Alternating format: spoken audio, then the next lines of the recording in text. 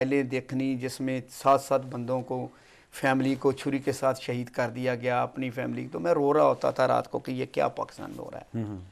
लेकिन जब मैं उनके लिए अदालतों में गया, एजेंसियों की मैंने इन्वेस्टिगेशंस देखी, तो मैं समझता हूँ कि उस वक्त तक जो हमारी इस मुल्क में जो नाइंसाफ़ियाँ हैं उसमें 2-3 चीज़ें अगर अपना आप को मजबूत कर लें, अप्रूव कर लें, वकला कर लें, बारें सही लोअर जुडिशरी तक मैं कहता हूँ, मैं बार लाहौर बार का नायब सदर भी रहा हूँ, ठीक, और अल्हम्दुलिल्लाह मेरे उस दौर में कोई उंगली नहीं उठा सकता, ठीक, जहाँ मैं प्रेमिसेस मेरे थे।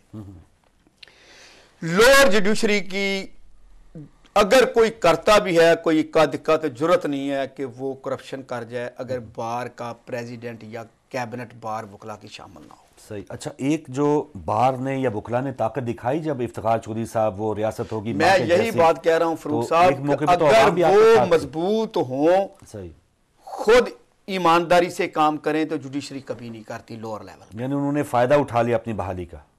नहीं, मैं बहाली की बात अभी बाद में आता हूँ, वो उस टॉपिक की, मैं जर्नल पाकिस्तान की बात कर रहा हूँ कि जहां बारें हमारी मजबूत हैं माशाल्लाह, अगर मेजॉरिटी बारों में अच्छे लोग हैं, लेकिन वहां करप्शन होगी जहां बार भी शामिल हो जाए। दूसरी बात, अब इन्वेस्टिगेशन मजबूत हो तो जुडिशरी को पर तो कोई बाहर ही नहीं है। जो कहते हैं ना लोग, शुरू से कहते हैं कि जी जुडिशरी इंडिपेंडेंट जुडिशरी, मैं तो इसलिए आया हूं सदर बनाऊं कि इंडिपेंडेंट जुडिशरी हो, मैं इसलिए पीपल पार्टी में आया हूं, मैं इसलिए नून लीग का हूं कि मैं जुडिशरी को आजाद। और जुडिशरी तो मैं कहता हूं पहले दिन से आजाद है। अगर एक सिविल जज करप्शन करता है तो उसको कोई MP MNA या वो ईमानदारी से काम करता है कोई असरअंदाज हो सकता है? नहीं। उसका तबादला भी उसके जज ने करना है, उसकी अपॉइंटमेंट भी उसके जज ने करनी है।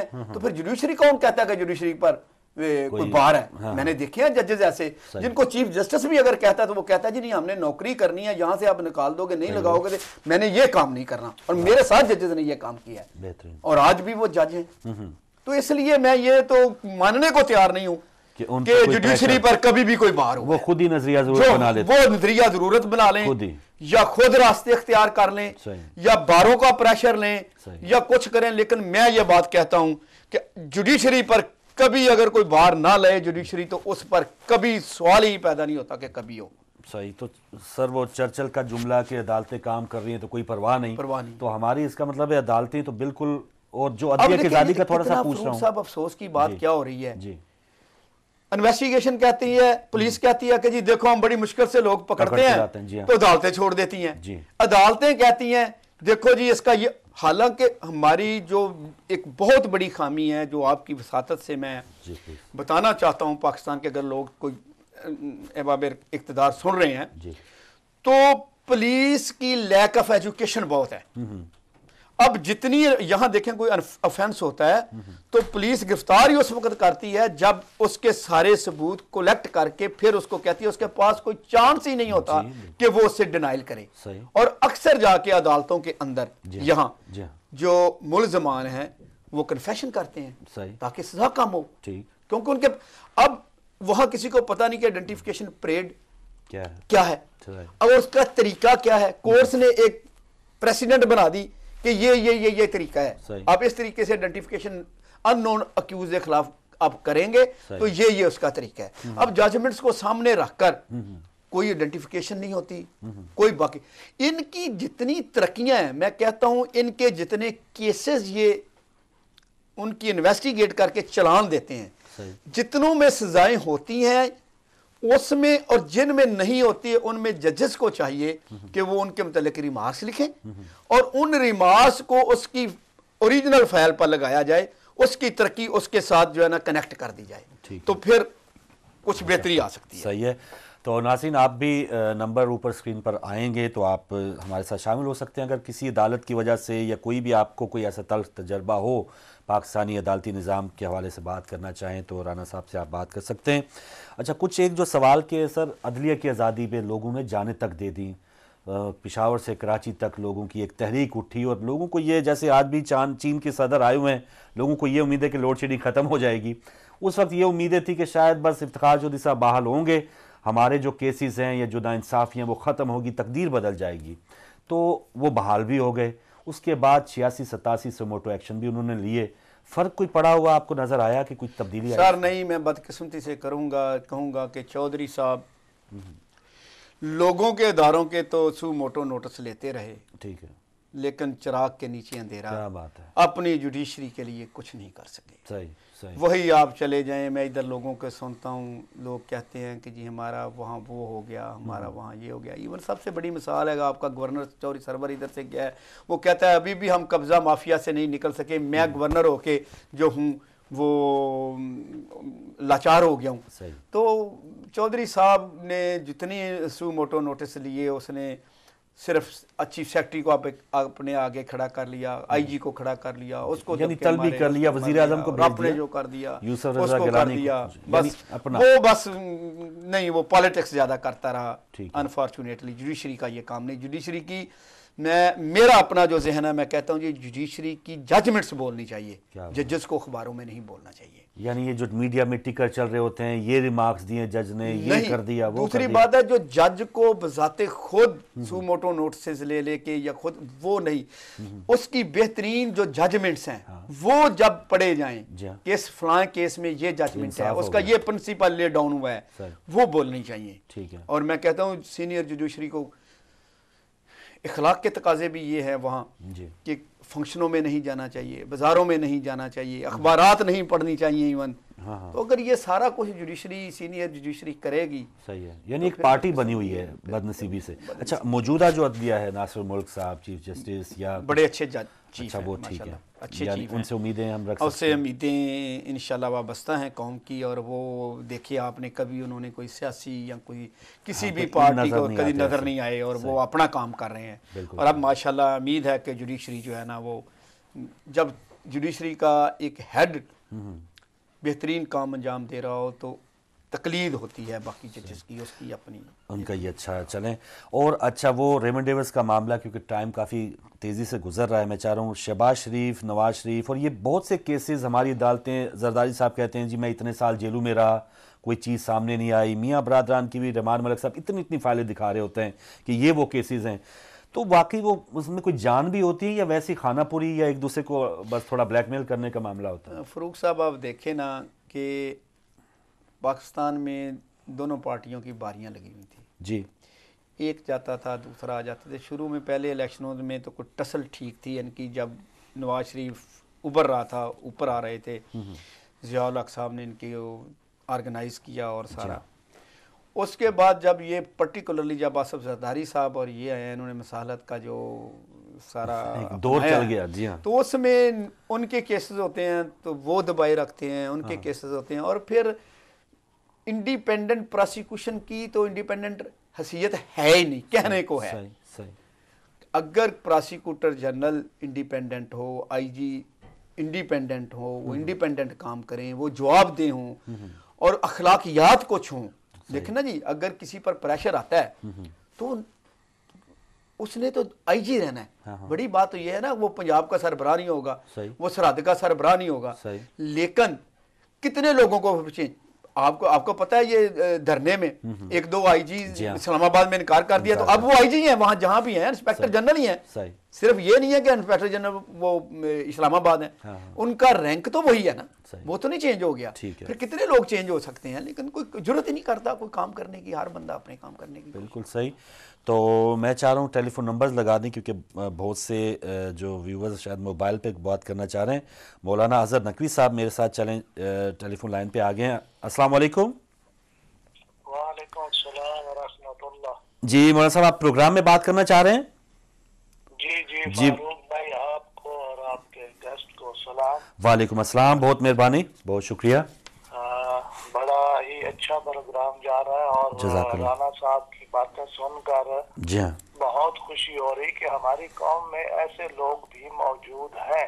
बिल्कुल सही, बिल्कुल जो हक और सच की आवाज बुलंद करते हैं। और वाकईन मैं ये तस्वर नहीं कर रहा था कि हमारे यहाँ ऐसा हो सकता है। हम तो समझते थे कि तकरीबन सारे का सारा आवा ही जो है वो खराब है, लेकिन नहीं, माशाअल्लाह बेहतर लोग भी हैं। बातें सुनकर खुशी भी हुई है और मालूमात में इजाफा भी हुआ है कि वाकई पाकिस्तान के अंदर अगर इस लिहाज से निजाम को चलाया जाए जैसे राना बख्तियार साहब गुफ्तगू कर रहे हैं, तो मैं समझता हूँ कि पाकिस्तान एक बहुत स्ट्रांग मुल्क जो है वो एक बहुत बड़ी ताकत बन के सामने आ सकता है और अपने मुल्क को संवार सकता है और अपने मुल्क की जितनी भी आवाम है जो बेचारी भूख से मर रही है, ना रोटी है, ना कपड़ा है, ना मकान है, ना इज्जत है, ना एहतराम है, कुछ भी नहीं है। सही बात। यानी वाकई अगर पाकिस्तान के अंदर जाकर देखा जाए तो इंसान खून के आंसू रोता है। सही बात। यानी इतना जुल्म हो रहा है, इतनी बर्बरियत है। जहाँ एक तरफ तो कहा जाता है जमहूरी इस्लामी और दूसरी तरफ इस्लाम नाम की वो एक लेबल तो है जाहिर, लेकिन अंदर उसके कुछ भी नजर नहीं आता। सही बात। यानी मैं आप देखें यहाँ हम लोग बैठे हैं, ये मुसलमान तो नहीं है लेकिन अक्सर कानून इस्लाम है, कानून है। अभी मैं आज प्रोग्राम देख रहा था वो सरेआम में, तो वाकई पता नहीं इंसानियत से लोग गिर गए हैं। सिर्फ पैसा पैसा पैसा है, ना किसी की जान की है, ना किसी के वो इज्जत की है, कुछ भी नहीं है। तो आपके गेस्ट को सलाम, बहुत शुक्रिया सर, बहुत अच्छे अंदाज में बहुत अच्छी गुफ्तगू कर रहे हैं। मौला इन्हें सलामत रखे और इस तरह के लोग जो है अगर पाकिस्तान के अंदर हमें देखने को मिल जाए तो मैं समझता हूँ कि पाकिस्तान की भी तकदीर बदल सकती है इंशाल्लाह जी। बहुत शुक्रिया, बहुत शुक्रिया जनाब मौलाना अजहर नकवी साहब, बहुत अच्छी बात कि अप्रिशिएट किया। नाज़रीन, अब टेलीफोन नंबर्स आपकी स्क्रीन पर हैं और राना बख्तियार अहमद साहब हमारे साथ है। बहुत से केसेस में प्रोसिक्यूशन की और माशाल्लाह एक फ़ख्र है, जैसे मौलाना साहब फरमा रहे थे कि हर कोई बंदा बिकने वाला नहीं है, हर बंदा कोई झुकने वाला नहीं है। पाकिस्तान में ऐसे लोग मौजूद हैं और हमारे आज खुश नसीबी कि आज योम इकबाल का योम वफात है, 21 अप्रैल है और आज वो गेस्ट हमारे साथ हैं कि जो इकबाल के मुताबिक जो एक खुदी या एक जिस हवाले से पाकिस्तान का ख्वाब देखा गया उसके मुताबिक उन्होंने कुछ काम किए। तो एक और कॉलर हमारे साथ। अस्सलाम वालेकुम। वालेकुम सलाम भाई। जी मेहरबानी, नकवी साहब ग्लासगो से आप शामिल हैं। आपके मेहमान राना साहब को भी सलाम। फरूक भाई, कहते हैं ना कि दुनिया कायम किस लिए है जी, कि अभी राना साहब जैसे अच्छे लोग दुनिया में हैं तो दुनिया कायम है जी बिल्कुल, वरना दुनिया का जो हालात है वो आपके सामने ही है। सही। तो बहुत खूबसूरत बातें सुन रहा था राना साहब की। राना साहब, मैं 3 बातें पूछना चाहता हूँ आपको। जी जी जी जरूर, अगर आप उसका जवाब दे दें। जी प्लीज। जी फरमाएं। सबसे पहले ये है कि आपने राना रेमंड डेविस की बात की आपने। जी जी। जब आपके पास ये केस आया था तो जिनके लोगों को उसने मारा था उनके जो लवाहकीन थे उनका एम बहुत बुलंद था, उनकी बातें बहुत बुलंद थी और उनको ये बहुत ऊंची ऊंची बातें वो कर रहे थे जज्बात से या कुछ भी था। तो आप लोग तजर्बाकार होते हैं, आपने जिंदगी गुजारी होती है, तो आपने उनको सिर्फ बातों की हद तक लिया या सोचा था या इसको हकीकत समझते हुए आपको कर्ज मिली थी जो कि बाद में वो लेट गए सारे ही और सारे ही बिक गए? तो फिर आपके उस वक्त आपके हाथ दिल की, आपकी सोच की, आपके जज्बात की क्या कैफियत थी? पहला तो ये सवाल है। ठीक है। दूसरा सवाल मैं आपसे ये पूछना चाहता हूँ राना साहब, मुझे ये बताएं, आप प्रोसिक्यूटर जनरल भी रहे हैं वहाँ पे, जब कोई कातिल ऐसा जो कि 100 बंदों के कत्ल का इकरार करते हुए अदालत से बाहर निकल जाए तो उसके निकलती वो पहला सबसे बयान ये दे कि मैं शुक्रिया अदा करता हूँ वजीर कानून का जो मेरे घर खर्चा देता रहा 20,000। तो जब इस किस्म के केस आपके सामने जिसमें हुकूमत को इन्वॉल्व हो तो फिर आप उसमें अपने आप को किस तरह पाते हैं? बेसरोपा पाते हैं या आप में हिम्मत बढ़ती है या हिम्मत टूट जाती है? जी। तीसरा सवाल मैं आपसे ये पूछना चाहता हूँ कि आपने अदालतों की बात की थी, तो जब आप पिंडी से इस्लामाबाद का पुल क्रॉस करते हैं तो वहाँ पे वकील 10 करोड़ 3 करोड़ 5 करोड़ का होता है, तो वहाँ पे वो वकील आपको इंसाफ भी दिला देता है। तो फिर जब इस्लामाबाद पुल से पीछे फैजाबाद से पीछे आए तो वहाँ 10-20 हज़ार का वकील मिलता है, तो वो आपको गारंटी भी नहीं देता कि पता नहीं फैसला हक में होगा कि नहीं होगा। तो जब ये बातें आपके सामने आए तो फिर आप क्या करेंगे? इस्लामाबाद के वकील की तरफ जाएंगे या कि पिंडी वाले वकील को ऊपर लाने की कोशिश करेंगे? थैंक यू जी, मेहरबानी। बहुत मेहरबानी नकवी साहब ग्लासगो से, बहुत अच्छी बात है आपकी। जी लवाहकीन का नकवी साहब, पहले आपने बात की कि जो फैज़ान हैदर और फ़हीम हैदर के जो लवाहकीन थे, उनकी पहले बड़ी करेज थी, बड़ी बातें कर रहे थे और बाद में वो बैठ के उन्होंने कर लिया। मैं आपको बात बताऊं कि वो जो बैठे हैं ना, उनको बिठाया गया था एजेंसियों के ज़रिए, उन पर प्रेशर था, उस प्रेशर ने उनको ये बात कहलवाई और जब उनको जेल में ले जाया गया, जहाँ बयान कराया गया, तो वहाँ बहुत बड़ी एक अहम शख्सियत उस वक़्त की पीछे कमरे में बैठी हुई उस वक़्त मैसेज कर रही थी कहीं मुल्क के बाहर। आपने कहीं पढ़े होंगे अगर अखबारात में अदारिये वगैरह। तो दूसरी बात आपने कही कि कातिल वज़ीर कानून का शुक्रिया अदा करते हैं, आपकी क्या कैफियत होती है जब वज़ीर कानून या इस किस्म के। मैं आपको यकीन से बात कहूँ कि शेखपुरे में एक MPA था, उसने इलेक्शनों के दौरान लड़ाई हुई, उस पर लग गया कसूर में, दहशतगर्दी का मुकदमा दर्ज हुआ और मुझे वज़ीर कानून ने कहा कि ये इसकी दहशतगर्दी को ख़त्म कर दो। मैंने कहा वजीर साहब मैं ऐसा नहीं कर सकता, अगर एक सिपाही के शर्ट का बटन टूटे तो मेरी कलम कहे कि नहीं इसको दहशतगर्दी कोर्ट में चलना है, तो ये कैसे हो सकता है कि मैजिस्ट्रेट को मार पड़े और वो मैजिस्ट्रेट मैं उसको ड्रॉप कर दूं, और मैंने नहीं किया था। ये अपनी हिम्मत होती है, यही मैं बात पहले कह रहा था कि अगर आप में हिम्मत, जुर्रत और अपने पेट पे पत्थर बांधा हो तो फिर ना आपको कोई कहता है तो ना किसी की जरूरत होती है। सही। तीसरी बात वुकला की बात आपने की, यही मैं पहले आपसे बात कर रहा था फरूक साहब से कि अगर वुकला देखे ना, अब वुकला के ग्रुप हैं, धड़े हैं, वो एक धड़ा को कोई अगर चीफ जस्टिस सपोर्ट करे और वो वोट के लिए वोट करे और फिर वो जब इलेक्शन जीते और उसके बाद वो बार का प्रेसिडेंट पेश हो तो वो फीसें बहुत ज्यादा लें। सही। और जो दूसरे लोग हैं वो उनके काम ना हो, तो ये उस वक्त वाकई जो दिल खून के आंसू रोता है उन लोगों के लिए जो मुल्क के लिए हमदर्दी रखते हैं और दुख तकलीफ रखते हैं। बिल्कुल से। एक कॉलर हैं, पहले उनसे बात करते हैं। जैसे आपने दहशतगर्दी की कुछ दफात की बात की, तो मुमताज़ कादरी के हवाले से भी पूछेंगे कि उनका भी फैसला आया है कि एक जज साहब ने उनकी दफात उतार दी हैं दहशतगर्दी की, क्या वो भी जस्टिफाई करते हैं? एक और कॉलर। अस्सलाम वालेकुम। मैं अजहर बात कर रहा हूँ मैनचेस्टर से। जी मेहरबानी अजहर साहब। जी मैं राना साहब की गुफ्तगू सुन रहा था। जी राना साहब जरा इस पर रोशनी डालिए कि आपके तजर्बे से और आपकी जो एनालिसिस है उसमें आपने इंडिपेंडेंट एस्टेब्लिशमेंट के क़याम पे जोर दिया कि जुडिशरी को इंडिपेंडेंट होना चाहिए, पुलिस को इंडिपेंडेंट होना चाहिए और दूसरी जो एजेंसीज हैं इंडिपेंडेंट होना चाहिए। तो इन सब ये सारी इंडिपेंडेंस को हासिल करने के लिए वो कौन सी चीजें हैं कि जो आप समझते हैं वामिल हैं कि जो इन चीजों को कामयाब कर सकते हैं?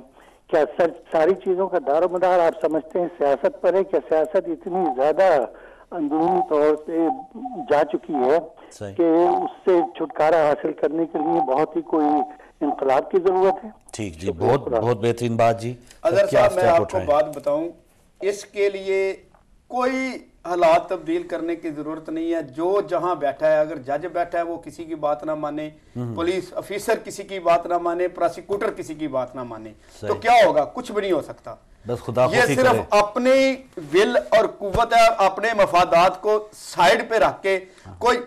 मैं एक छोटी सी मिसाल देता हूं। मुझे मेरा सेक्रेटरी था, उसने कहा जी फलां MPA साहब उसमें लाहौर में कब्जे का उस पर पर्चा दर्ज हो गया, तो आपके पास मैं भेज रहा हूँ, इसको आपने जो है ना वो देनी है, सजेशंस देनी है और इसका आपने बताना है कि इसके केस का क्या होगा।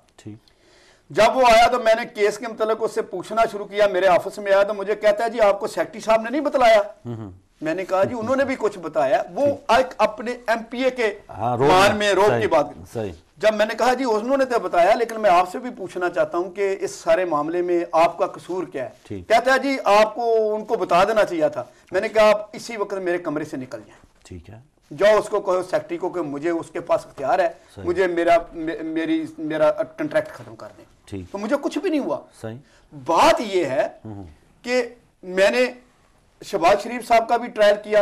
जब मैं उसको ट्रायल कर रहा था तो मुझे दूसरी गवर्नमेंट का, उस वक्त परवेज इलाही साहब की गवर्नमेंट थी, उन्होंने कहा कि जी चूंकि ये PO है, इश्तिहारी है, ये बाहर बैठे हुए हैं, तो इनकी जायदाद को कुरक करने के लिए आप मूव कर दें जज साहब के पास। मैंने कहा सर मैं नहीं करना चाहता।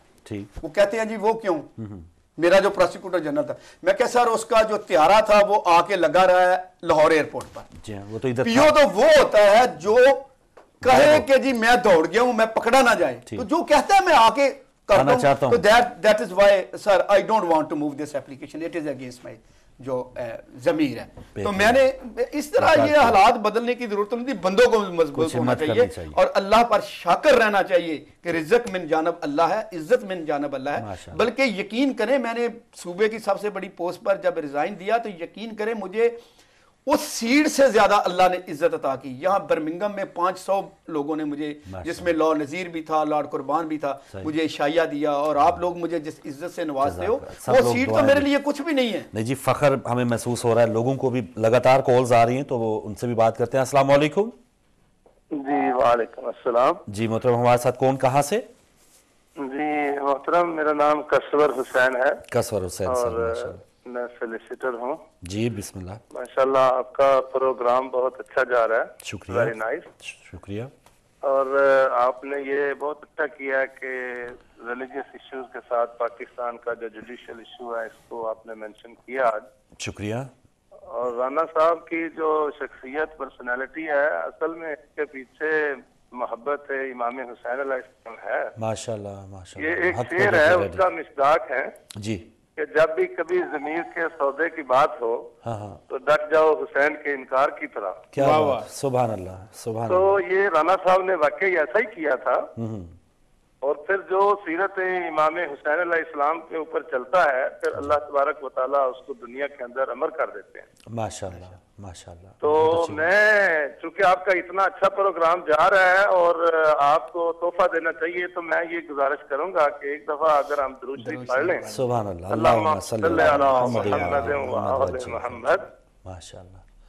तो इसके साथ ये है कि आज फारूक साहब, राना साहब आ रहे हैं मिलाद शरीफ के लिए, तो आप दावत दी जाती है कि ये आपको भी साथ लेके आए मगरिब के बाद। चले, बहुत शुक्रिया कसर हुसैन साहब, बहुत शुक्रिया, दुआओं में याद रखने का शुक्रिया। और बिल्कुल हमारे लिए सादत होगी। जज़ाकल्लाह जी, जज़ाकल्लाह, बहुत शुक्रिया जी। और नाज़रीन आपका भी बहुत शुक्रिया। बहुत से ऐसे इश्यूज़, और शहबाज शरीफ साहब सब्ज़ाज़ार केस के हवाले से, अच्छा श्रीलंकन टीम पर जो हमला हुआ सर, 5-6 साल हो गए टीम वही पाकिस्तान नहीं आ रही। हाँ, इसका कुछ बताएंगे हमारे नाज़रीन को। उसमें ये हुआ था, अभी उसकी इन्वेस्टिगेशन, एक मुलज़म पकड़ा गया था इस वक्त, I don't remember his name. उनकी ज़मानतें कैसे हो जाती है? यही कुछ वही फ़ोन आ जाता है? वही है ना जी, कोई एविडेंस देने के लिए। देखे ना जी, दूसरी बात अगर ये भी देखें तो कोर्ट ने तो फैसला करना है on the basis of evidence, और वीडियोस में है सर, वो सारे उनकी शक्लें नजर आ रही हैं। देखे ना, अब वीडियो को भी अब एडमिसिबल हो गई है, इनएडमिसिबल हो गई है कानून शहादत में वीडियो। लेकिन उस जो सियालकोट वाला केस है, मैंने उनको प्रोसिक्यूट जो किया था पुलिस वालों को, और जिन्होंने बच्चों को बड़ी बेदर्दी से मारा था, उसमें बेसिकली मैंने वीडियो पर ही इन्हिसार किया था। लेकिन उसका एक तरीकाकार होता है कि जो वीडियो बनाता है उसका 161 का स्टेटमेंट, अच्छा, फिर जो आईओ है उसको वो जो सीडी है या कैसेट है या टेलीफोन है जिसमें बना है उसको वो करेगा, सील्स करेगा। ठीक है, ठीक है, सील्स करने के बाद फिर उसकी डिस्क्रिप्शन लिखेगा, अच्छा, कि जी इसको मैंने देखा, इसके अंदर ये है। ठीक है ना जी। फिर उसका कोर्ट में उसको ट्रायल के दौरान चलाया जाए, उस सीडी को, उस फिल्म को या उस टेलीफोन, यानी पूरी तस्दीक के टेम्पर्ड नहीं है ये, कुछ बनाई बनाई। देखिए ना, मैं ये पहले कहता हूं कि कोर्ट से ज्यादा जो नीचे एजेंसीज हैं, और उससे ज्यादा ये कि लोग बेचारे क्या करें, किस तरह के वो बयान दें, जिनके घर के, देखे ना, अब जिनके बाहर पहरे लगे हुए हैं वो भी, उनको भी शहादतें हो रही हैं। असलम चौधरी को कराची में मारा गया, इसी तरह और बड़े पुलिस ऑफिसर हैं। लाहौर में उस पर हमला हुआ, वो उमर विरक बड़ा एसपी है, उसमें दलेर एसपी है, उस पर बम का हमला हुआ, वो भी।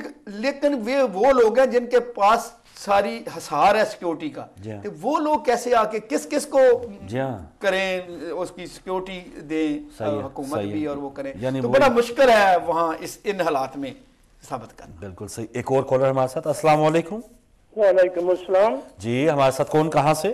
मैं मिस्टर खान बोल रहा हूँ लूटन से। जी मिस्टर खान साहब लूटन से। जी first of all Yemen crisis 3-4 week हुए, तीनों फोर्सेस के जो हेड थे वो सऊदी अरब गए थे, वहां पे एग्री करके आए हैं कि हम अपनी फोर्सेस जो है सऊदीया भेजेंगे। अभी करारदाद पास होने के बावजूद भी ये गवर्नमेंट बहाने तलाश कर रही है कि फोर्सेस को सऊदीया भेजा जाए। ठीक है। ये इस्लाम के लिए नहीं, ये पाकिस्तान के लिए, ये अपने बिजनेस के